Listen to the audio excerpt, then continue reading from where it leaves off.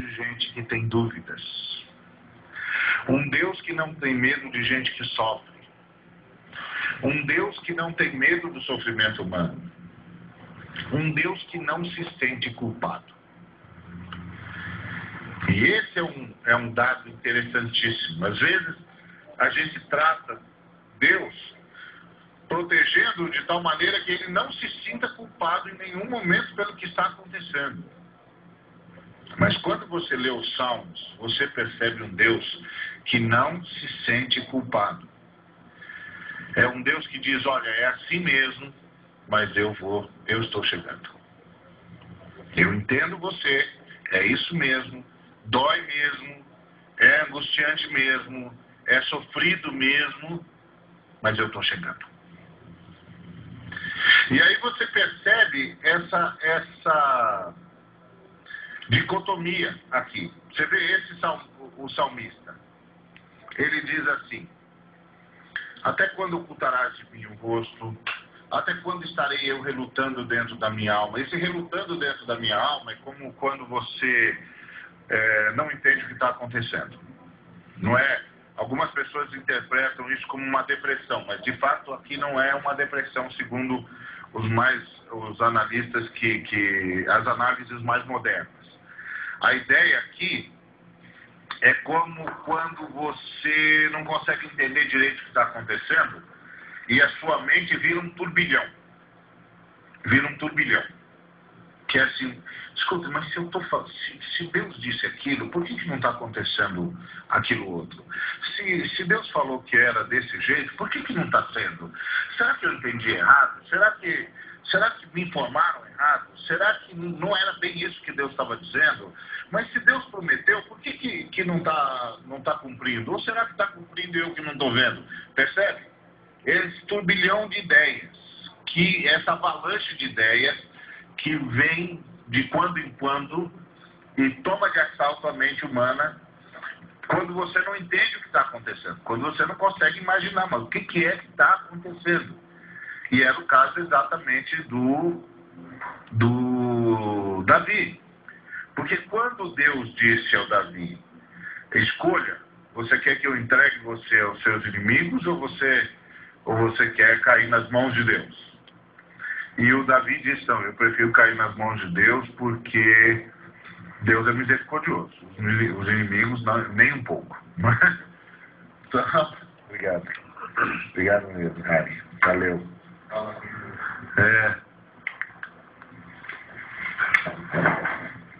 Então, obrigado, viu, Harry? O Harry fez como Deus faz. Sempre que você está com sede.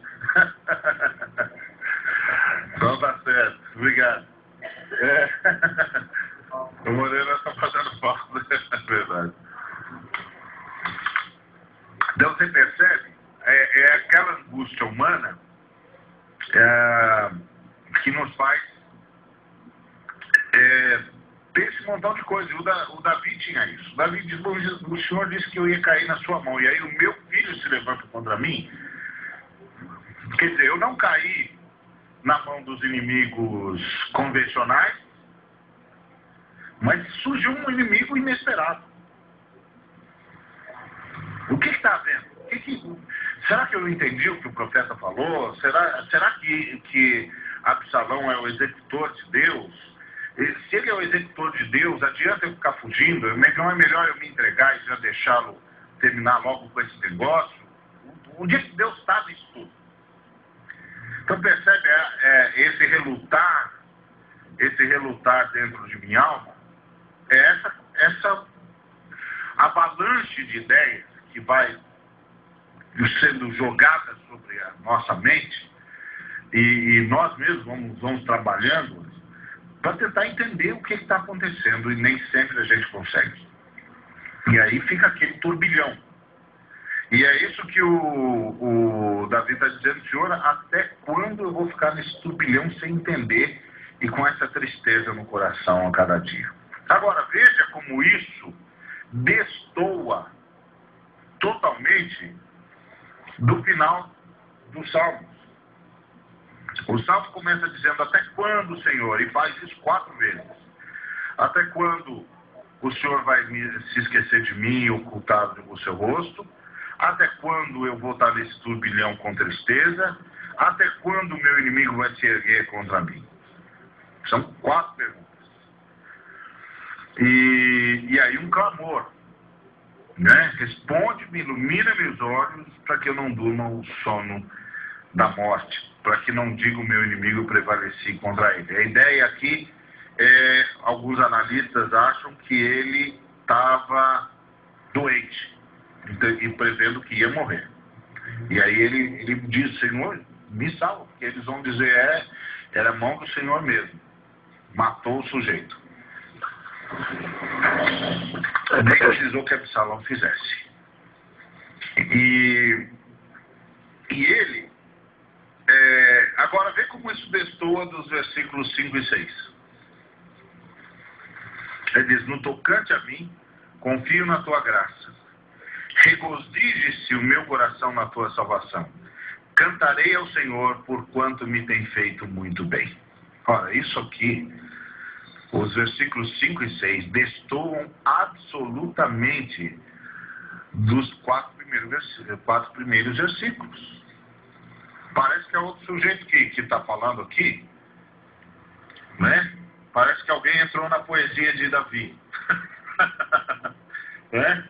Alguém entrou na poesia de Davi e vou salvar essa poesia. E aí salva desse jeito. Mas o que é que isso revela de nós e o que é que isso revela de Deus? Primeiro, isso revela de nós que nós somos pessoas de memórias curtas. Mesmo. Nós somos seres humanos e, portanto, nós somos seres que reagem ao que está acontecendo aqui e agora. E leva tempo para nossa mente recuperar o que aconteceu ontem e retomar o padrão de Deus. E lembrar, puxa, mas Deus já me salvou tantas vezes, Deus já me socorreu tantas vezes, Deus já transformou a desgraça em bênção tantas vezes, Deus já interviu na história tantas vezes. Aí a mente vai recuperando a história. E quando vai recuperando a história, vai recuperando a esperança. E quando vai recuperando a esperança, vai recuperando a fé.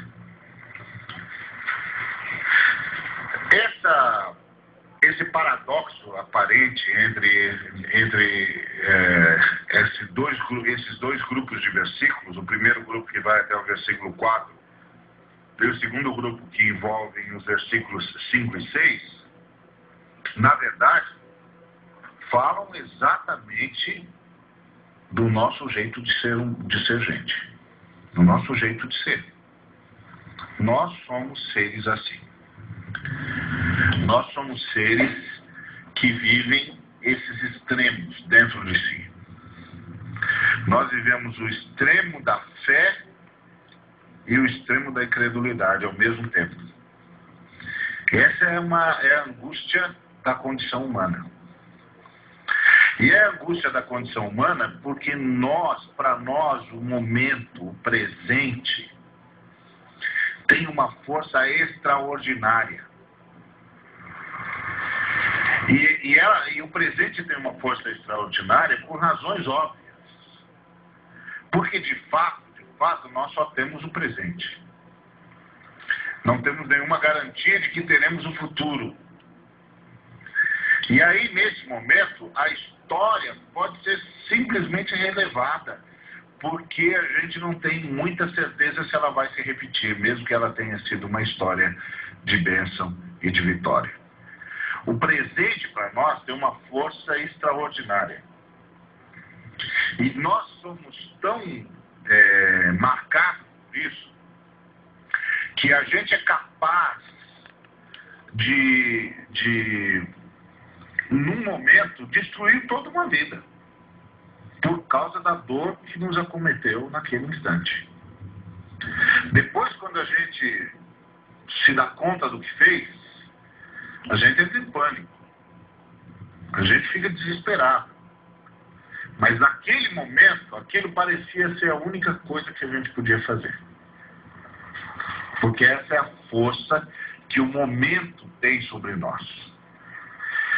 E o que é curioso é que Deus não se abala com isso. Deus não se abala com isso. Deus não sai, não vem ao nosso encontro metendo o dedo em riste e dizendo: vocês não sabem esperar ou coisa que valha, como é que você fez isso, como é que você teve essa crise. A impressão que você tem quando você vai lendo os Salmos é que Deus esperava isso mesmo. E que Deus dá tempo para o ser humano. Que é um negócio interessante. Deus dá tempo para o ser humano.